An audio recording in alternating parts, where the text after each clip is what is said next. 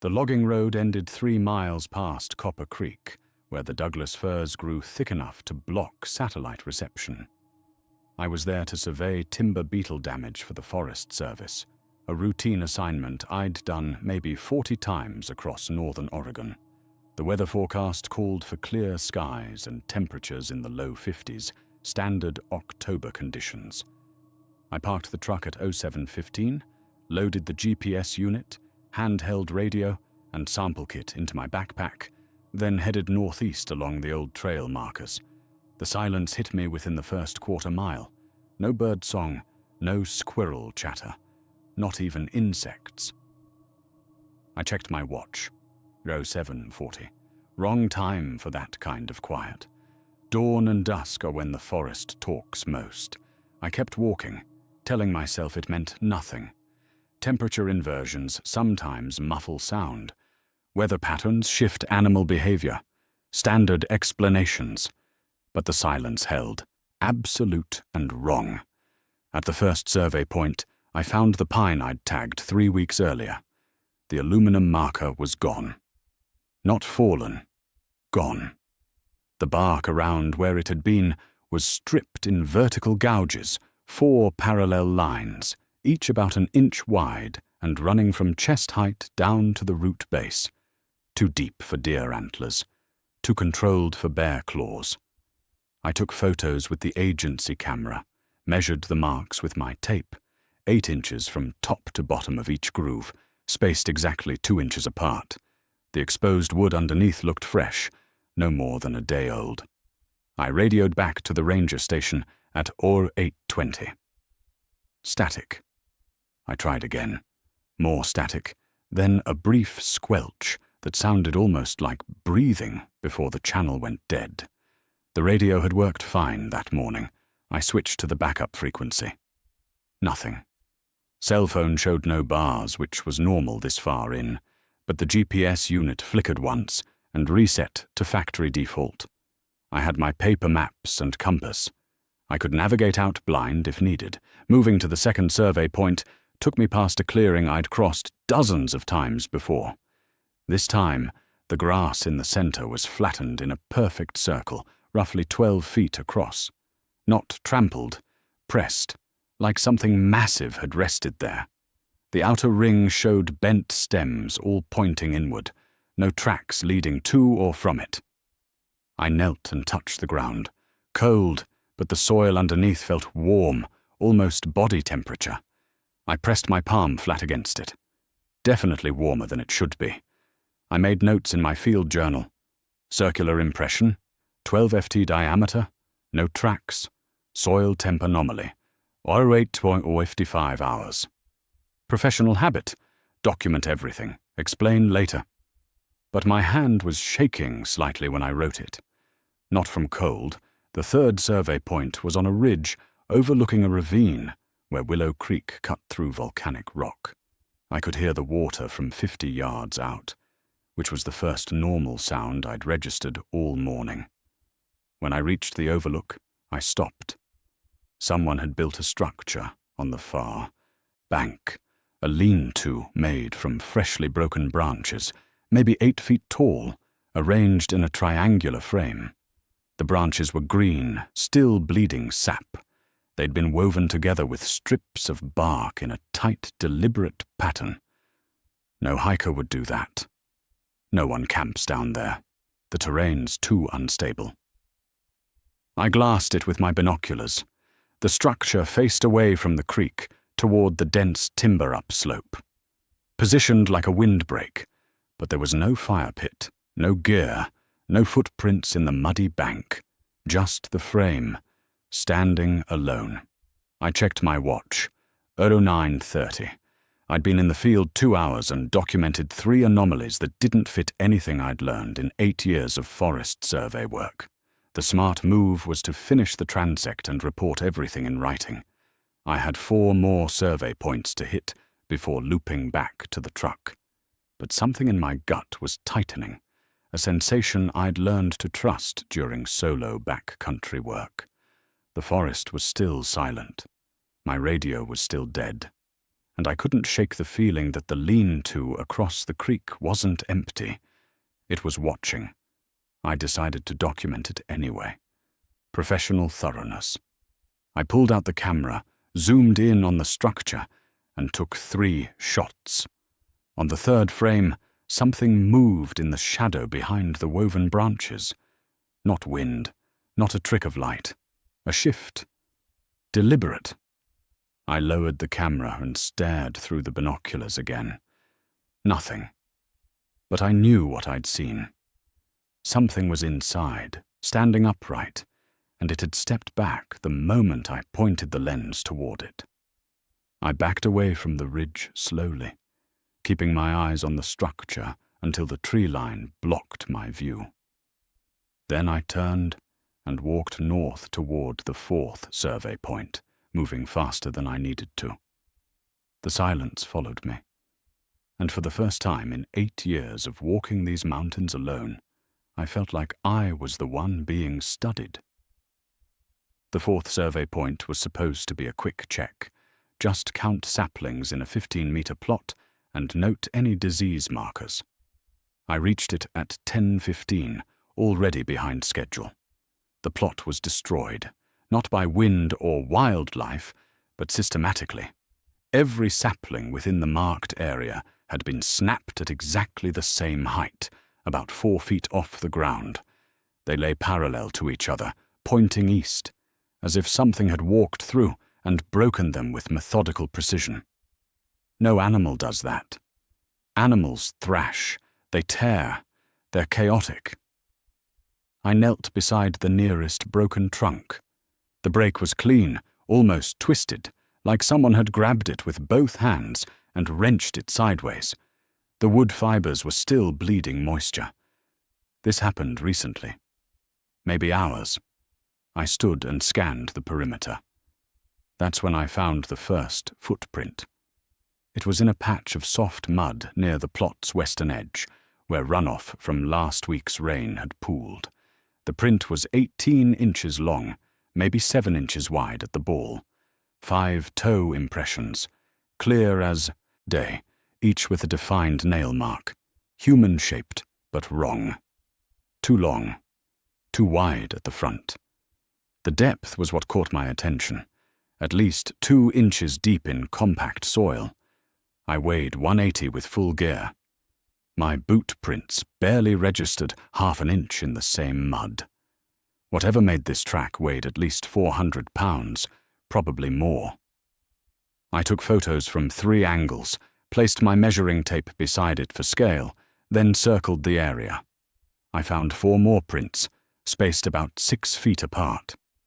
Not a normal stride.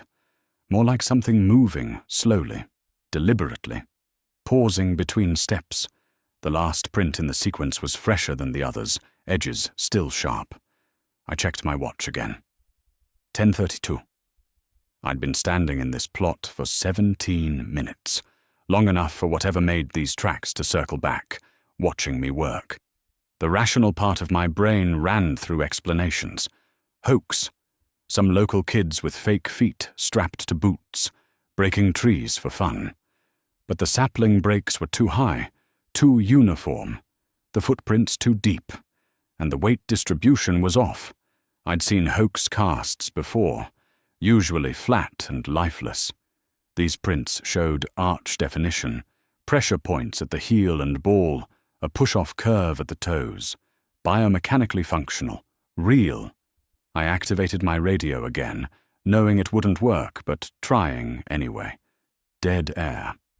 I checked the GPS unit, still reset, showing my position as somewhere in the middle of the Pacific Ocean.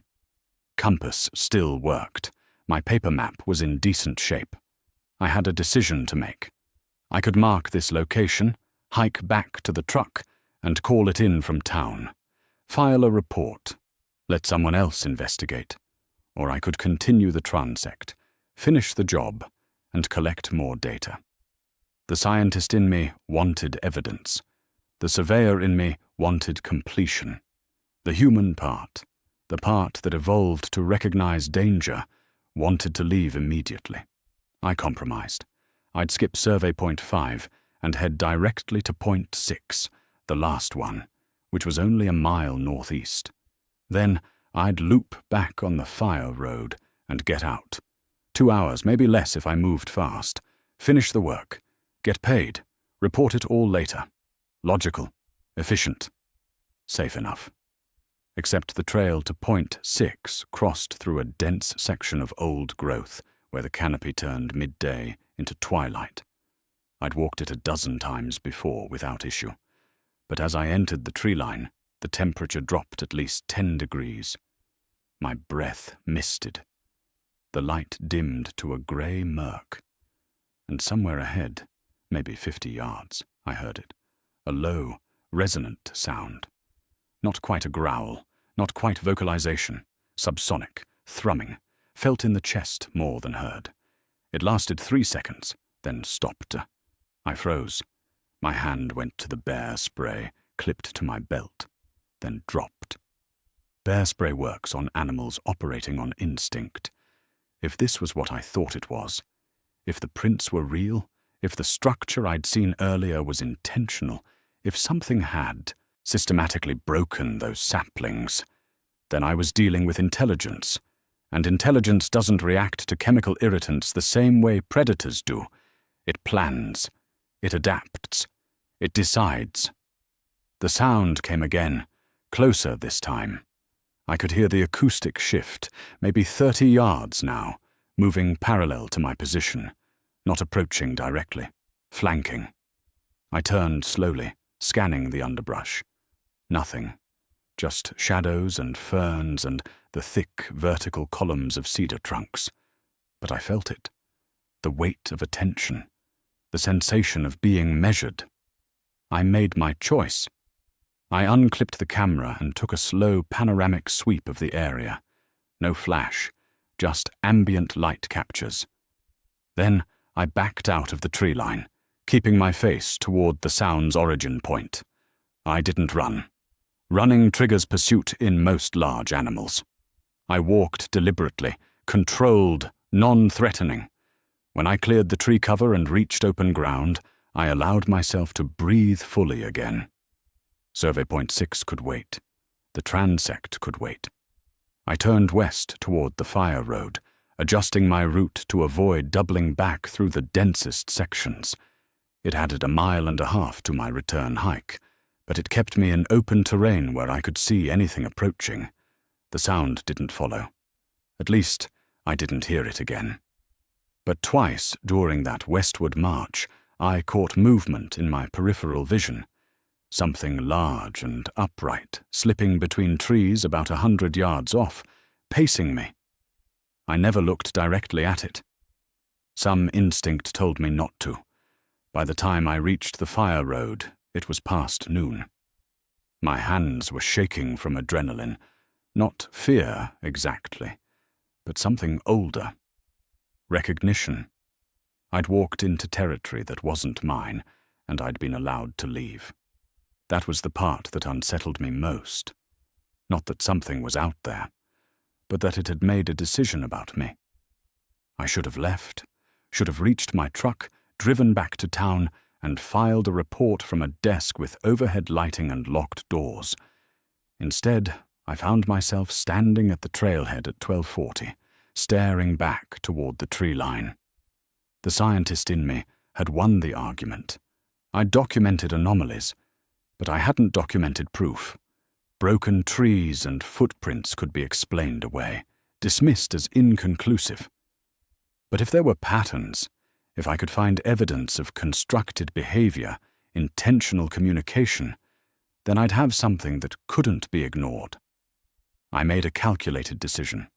I'd return to the ravine where I'd seen the lean-to structure. Approach from downstream this time, using the creek bed as cover. Get closer. Document it properly. 30 minutes, in and out. Then I'd leave for good. I radioed my position one more time, speaking into dead static. Survey Technician Hollis, Transect 7, proceeding to secondary documentation at Willow Creek Ravine, 12:45 hours. No one would hear it. But if something happened to me, The recorder would keep the log. Small comfort. Or the eye. Descent into the ravine was steep, loose shale that clicked and skittered under my boots. I moved slowly, testing each foothold. The sound of the creek grew louder as I dropped into the channel, cold water running fast over volcanic rock. The air down here smelled different, mineral and organic decay thick with moisture. Ferns grew shoulder-high along the banks. I followed the water upstream, staying low, using the vegetation for cover. The lean-to came into view at 1310. From this angle, I could see its full structure. It was larger than I'd estimated from the ridge, easily 10 feet tall, maybe 12 feet wide at the base. The framework was constructed from cedar branches, each piece stripped of small twigs and bark, woven together with split vines in a basket weave pattern. The precision was remarkable.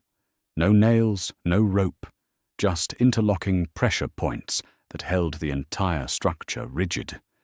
It would take hours to build something like that. And skill. Real engineering knowledge, even if primitive. I raised my camera, zooming in on the junction points where branches met. That's when I noticed the pattern. Every third branch had a series of notches carved into it. 4 parallel grooves, shallow but deliberate, spaced about 2 inches apart. The same spacing as the marks I'd found on the tagged tree that morning. The same width. Someone, something, had marked these materials, claiming them maybe, or coding them. A signature. I moved closer, upstream another 10 yards, until I was directly across from the structure. The creek here was maybe 15 feet wide, shallow enough to wade if I needed to. But I didn't need to, because now I could see inside. The interior was arranged, not scattered, not random, arranged. There were stones placed in a semicircle near the back, each about the size of a softball, positioned with equal spacing. In the center of the semicircle lay a collection of bones, deer by the look of them, femurs, ribs, a partial skull. They'd been stripped clean and laid out in order, largest to smallest, like a display. Or a lesson. Near the bones was a pile of smaller objects, pine cones, river stones with unusual colors, a piece of quartz, and something that caught the light. A fragment of metal, maybe aluminum, bent into a rough curve. I photographed everything, zoom fully extended, trying to capture details without getting closer. My hands were steadier now, focused on the task. I was documenting, thinking like a researcher. These weren't random placements. This was curation, intentional arrangement, proof of abstract thought, of aesthetic sense, of something beyond simple survival behavior. Then I saw the tracks. Fresh ones, wet from the creek, leading from the water's edge up into the structure. They matched the prints I'd found earlier, 18 inches deep, biomechanically correct. But these were clear enough to see dermal ridges in the mud, the equivalent of fingerprints, unique identifiers. I photographed them from 3 angles, placed my tape measure beside them again, noted the time and location in my field journal. I was building a case, evidence that couldn't be dismissed. That's when I realized my mistake. I'd been so focused on the structure, on documentation, that I hadn't noticed the shift in the environment. The creek had gone quiet. Not silent, the water still ran, but the ambient noise had changed. No insects, no birds. The pressure in the air felt different, heavier, like before a lightning strike. I looked up from my camera. On the ridge above the ravine, maybe 40 yards upstream, something stood upright, partially obscured by a cedar trunk, but visible enough. 8 feet tall, minimum, broad across the shoulders, covered in dark hair that caught the filtered sunlight in reddish-brown tones. It wasn't moving, just standing there, watching me photograph its home. I lowered the camera slowly, made no sudden movements. My first clear thought was absurdly professional. Subject observed at 13:27 hours, upstream position, no aggressive behavior noted. My second thought was pure primal recognition. I am in someone else's territory, and they know I'm here. We stared at each other for maybe 10 seconds, long enough for me to register details. The face was not entirely ape-like. Flatter. The brow ridge was heavy, but not extreme. The eyes were dark, set deep, and focused with clear intent. Not animal curiosity. Assessment. It shifted its weight slightly, and I heard the crack of a branch under its foot, deliberate, almost like a warning. Or a test. I did the only thing that made sense. I raised one hand, palm out, in what I hoped was a universal gesture of non-threat. Then I took 3 steps backward, moving downstream, away from the structure. The figure on the ridge tilted its head slightly, a disturbingly human gesture. It didn't follow. It just watched as I continued backing away, step by careful step, until the bend in the creek took me out of direct sight. Only then did I turn and move quickly downstream, scrambling over rocks, splashing through shallow water, driven by the need to put distance between myself and that ridge. I didn't run, but I moved fast enough that my breath came hard and my heart hammered against my ribs. I reached the trailhead at 13:50, climbed out of the ravine, and stood in full sunlight for the first time in over an hour. I checked my camera. 53 photos. I checked my recorder. All notes logged. I had proof. Real, documented, verifiable proof. And I had no idea what to do with it. Because if I reported this, if I showed anyone what I'd found, they'd either dismiss it or send teams into that ravine. And whatever was up there, whatever had built that structure and arranged those bones and watched me from the ridge, deserved more than to be hunted or studied like a specimen. I stood there for a long time, looking back toward the ravine, weighing what I knew against what I should do. The camera felt heavy in my hand. Evidence, proof, responsibility. I made my choice. I turned toward the truck and started walking, but I didn't erase the photos. Not yet. The truck was 15 minutes away when I heard the scream. Not a roar, not a howl, a scream. High-pitched, modulated, almost human but wrong in a way that triggered every warning system in my nervous system. It came from the north, back toward the ravine. Then it came again, from the east. Then a third time, southwest.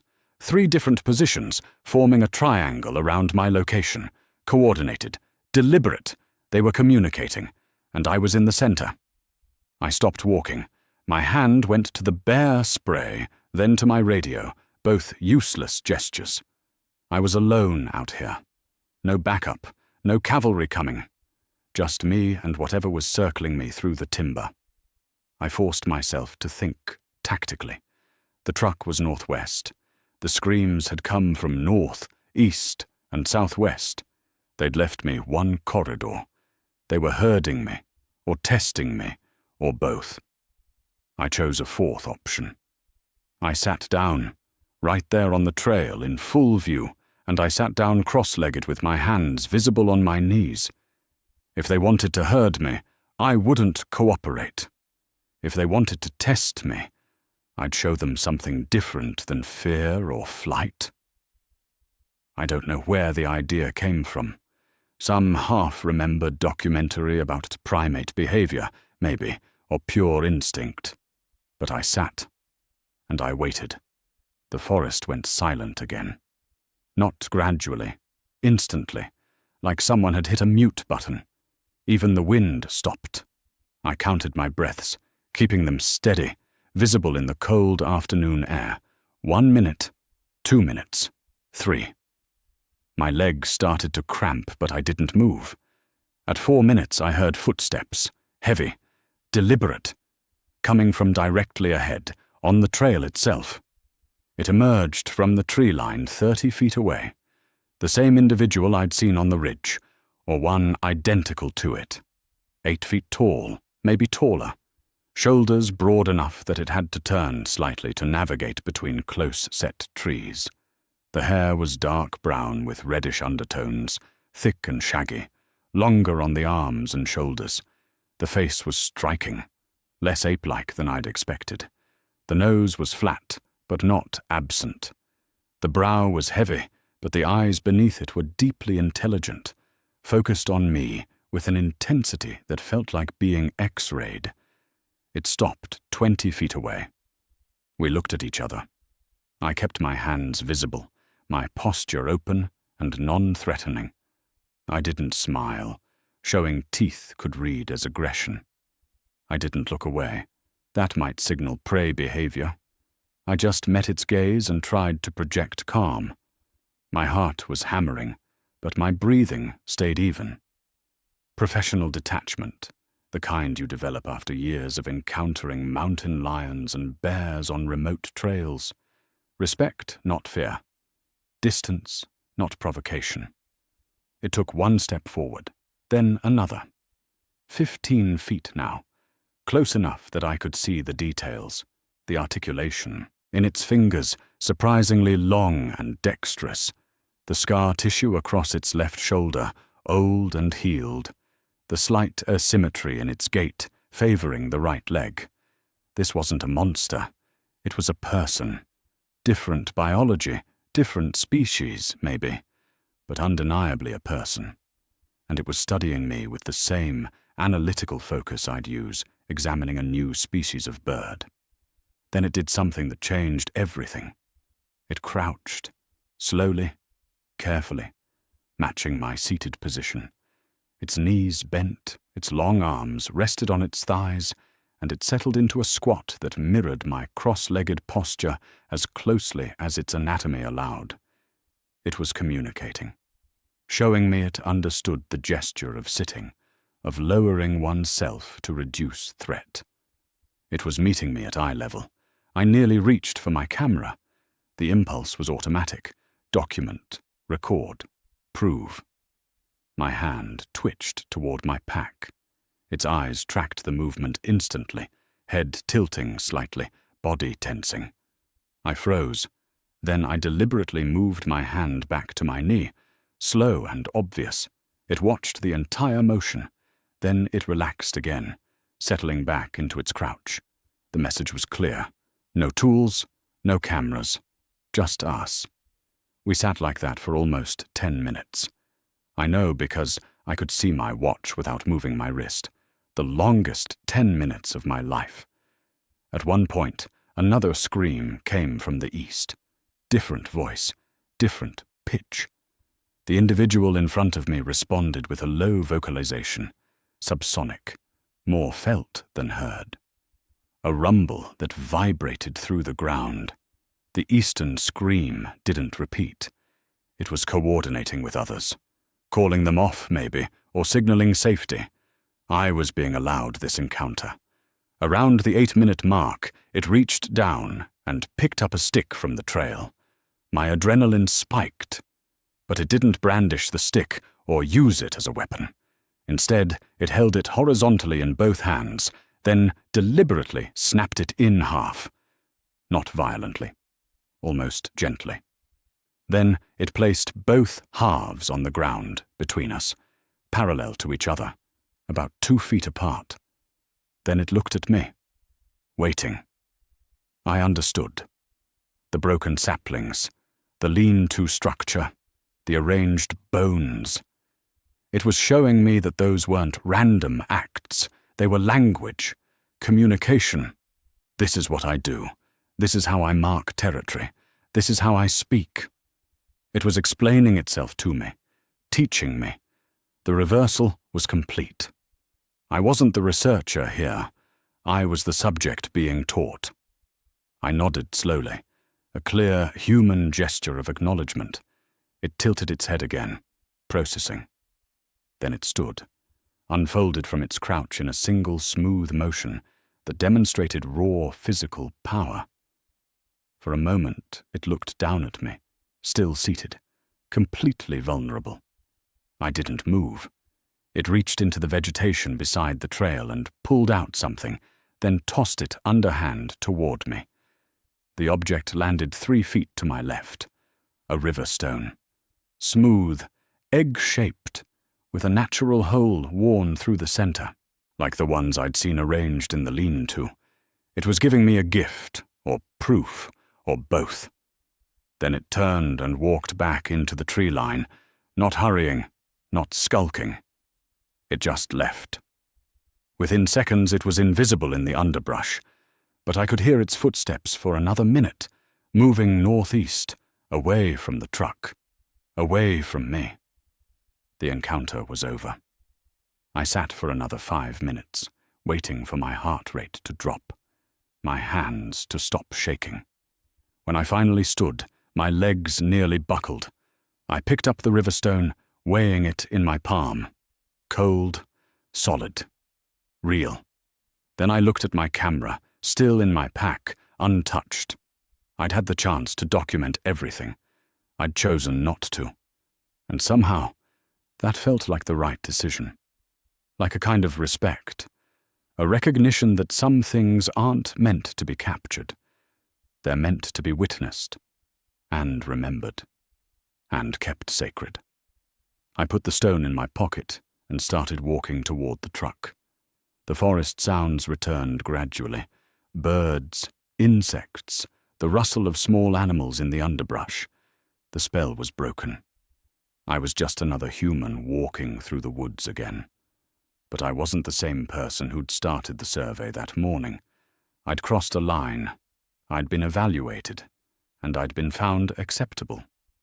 Not as a threat, not as prey, but as something worth communicating with, worth teaching, worth trusting with a gift. The weight in my pocket felt heavier than a simple stone. I made it to the truck by 15:20, key in the ignition, engine turning over clean, heater blasting cold air that would warm up in a minute. Normal things. Human things. I should have driven straight out, should have left the moment rubber touched gravel. But I looked at my pack, at the camera, at 53 photos that no one would ever see. Documentation I'd never share. Evidence I'd deliberately chosen to suppress. The professional part of my brain wouldn't let it go. I'd documented anomalies, patterns, intelligence. I had proof of something that would rewrite wildlife biology, anthropology, maybe everything we understood about North American megafauna. And I was just going to drive away and file a report about beetle damage? Pretend I'd seen nothing? The river stone in my pocket felt like an accusation. You saw. You know, you're choosing silence. I compromised with myself. One photo, just one.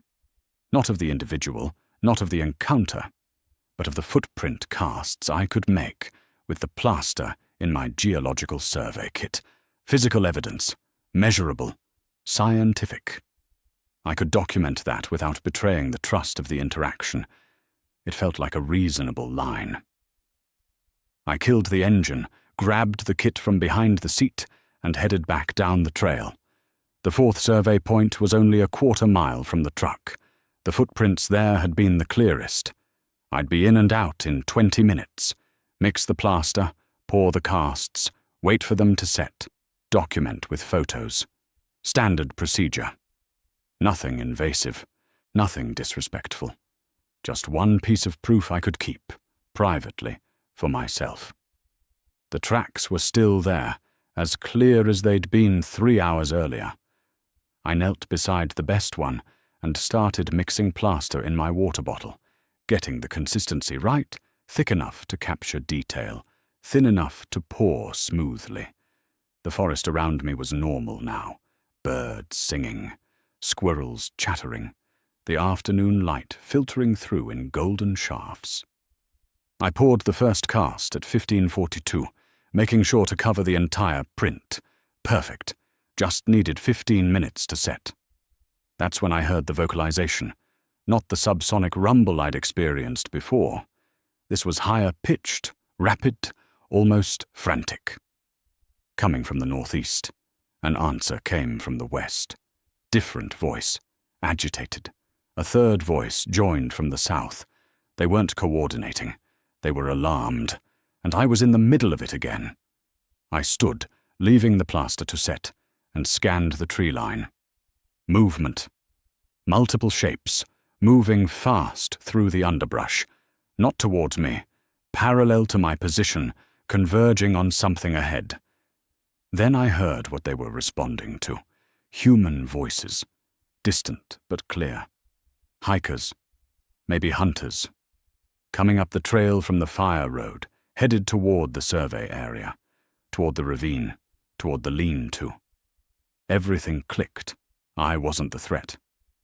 They were, and I was standing in the middle of territory that was about to be defended. I grabbed my kit and started moving back toward the truck, fast, but not running. Behind me, the vocalizations intensified. A deeper voice, the one I recognized from my encounter, roared, a warning. The human voices stopped, went silent. Then I heard them again, louder, agitated. Someone shouted. They'd seen something. A gunshot cracked through the forest. Single shot. Rifle by the sound. Heavy caliber.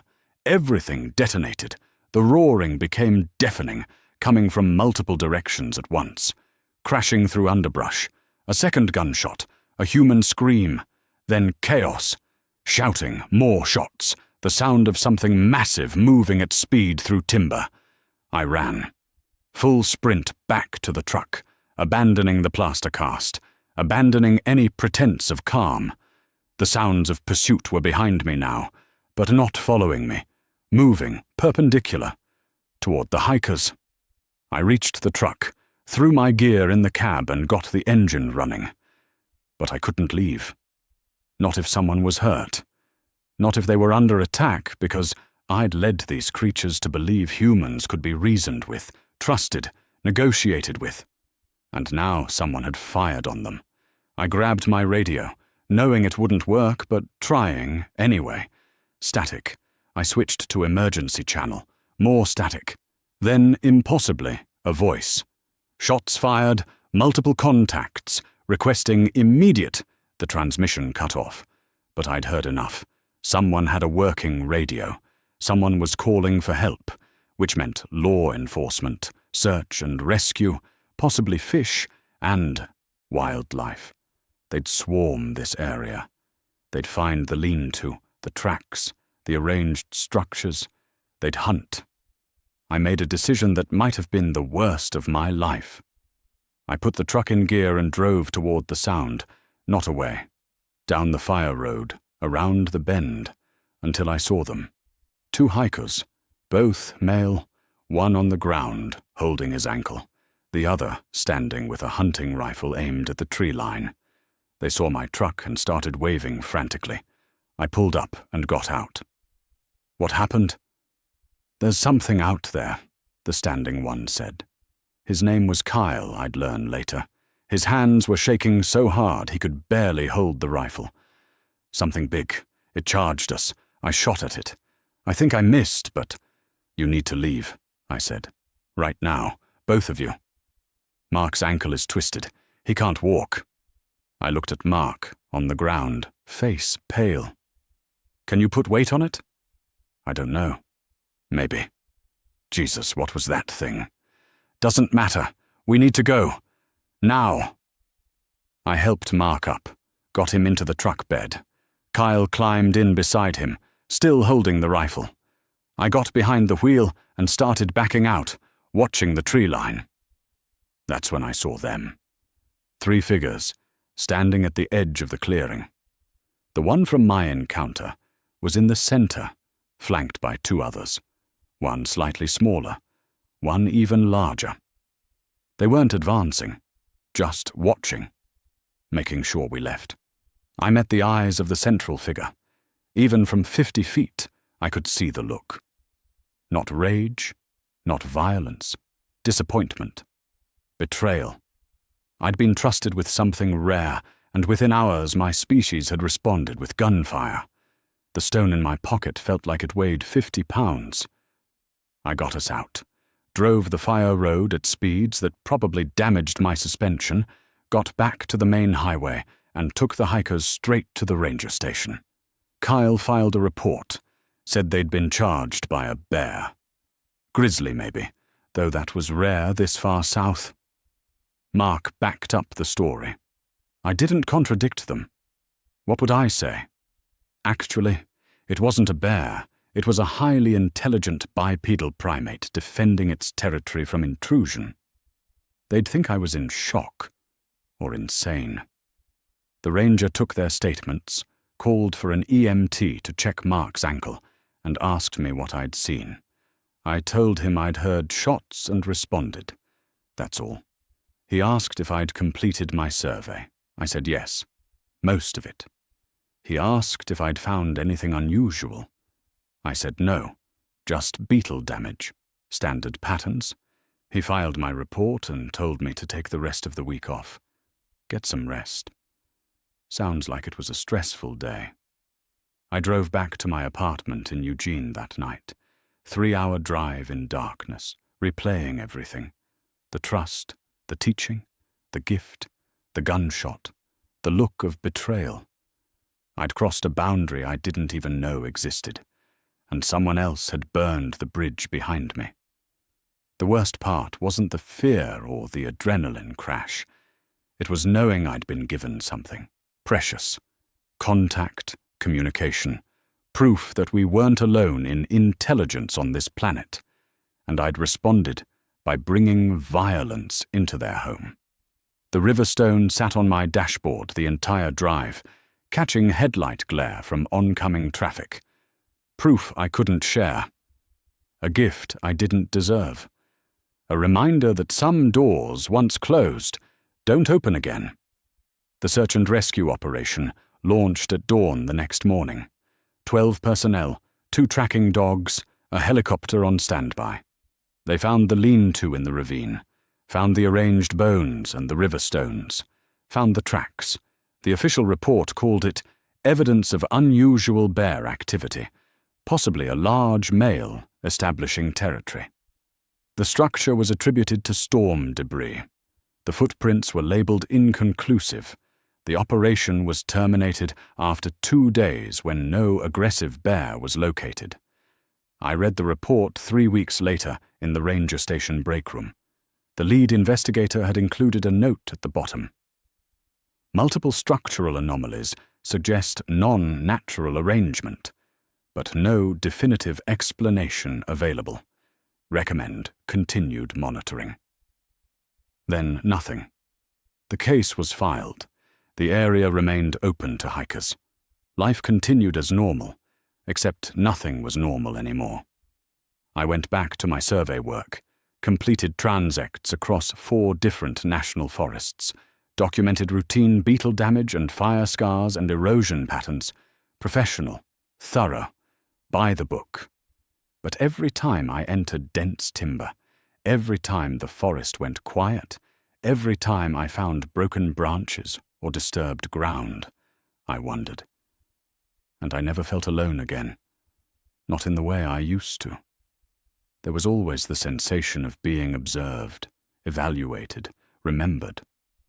The camera card with 53 photos sits in a fire safe in my apartment. I've looked at it exactly twice. Once the night I returned, scrolling through each image on my laptop, seeing the structure, the footprints, the woven branches, the arranged bones. Proof that would revolutionize science. Evidence that would bring researchers, documentary crews, trophy hunters, curiosity seekers. An avalanche of attention that would destroy the very thing it claimed to study. The second time I looked was 6 months later, when a cryptozoology blogger contacted me through the Forest Service. Someone had leaked that I'd been the first responder to the bear incident at Willow Creek. They wanted an interview, wanted to know what I'd really seen. Offered money. When I declined, they implied I was covering something up, protecting some government conspiracy. I looked at the photos that night, at the clear evidence on my screen, and I understood what I'd really been given that day in the forest. Not proof, but choice. I deleted the card, formatted it 3 times using military-grade wiping software. Then I took a hammer to it. The physical destruction felt necessary, ritual. I kept only one thing, the river stone. It sits on my desk now, a paperweight holding down field reports and survey maps. To anyone else, it's just a rock with a hole in it, the kind you find in any creek bed if you look long enough. But I know what it is. A contract, a promise, a reminder that some knowledge isn't meant to be shared. I think about that day constantly, about the decision to sit instead of run, about the individual who chose to teach rather than threaten, about the broken stick placed between us as a kind of Rosetta Stone, about the moment I could have raised my camera and didn't. People ask me sometimes if I believe in Bigfoot, if I think they're real. I tell them I don't know, that the forest is big and full of things we don't understand. That absence of proof isn't proof of absence, the standard non-answer that keeps conversations moving without revealing anything. But I know. I carry that knowledge every day. And some nights, when I'm planning the next survey route, I find myself avoiding certain areas. Not because I'm afraid, but because I remember the look in those eyes when the gunshot echoed through the trees. Disappointment. Not at me specifically, but at my species, at what we do when we encounter something we don't understand. We measure it, capture it, cage it, kill it. We turn mystery into commodity, wonder into content. I've been asked 3 times by the Forest Service to return to the Willow Creek area for follow-up surveys. I've declined each time, citing schedule conflicts and workload. The truth is, I can't go back. Not because I'm afraid of another encounter, but because I'm afraid there won't be one. That the trust I was offered has been withdrawn permanently.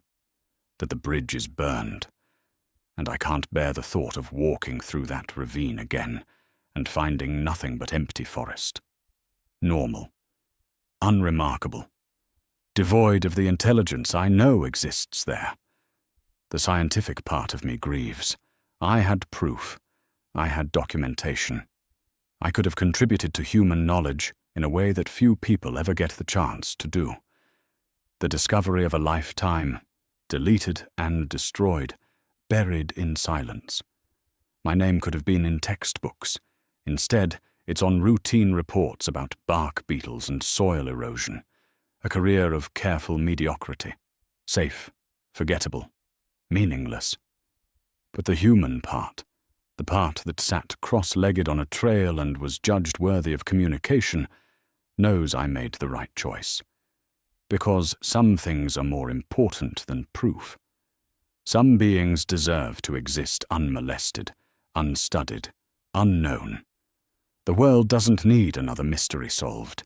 It needs more respect for the mysterious, more acknowledgement that not everything is ours to know, to name, to claim. I still work for the Forest Service, still conduct surveys, still file reports. But I've become an advocate for wilderness preservation in ways I never was before. I attend town halls. I oppose logging expansions. I argue for larger protected zones, for corridors that connect habitat, for regulations that limit human access to remote areas. People think I'm an environmentalist. They're not wrong. But my motivation isn't abstract. It's specific, personal. There are minds in those forests that deserve space to exist without our interference. And after what happened at Willow Creek, the least I can do is fight to preserve their territory. The river stone on my desk catches afternoon light sometimes, and I'm transported back to that moment. The individual crouching across from me, the deliberate snap of the stick, the teaching, the trust, the gift.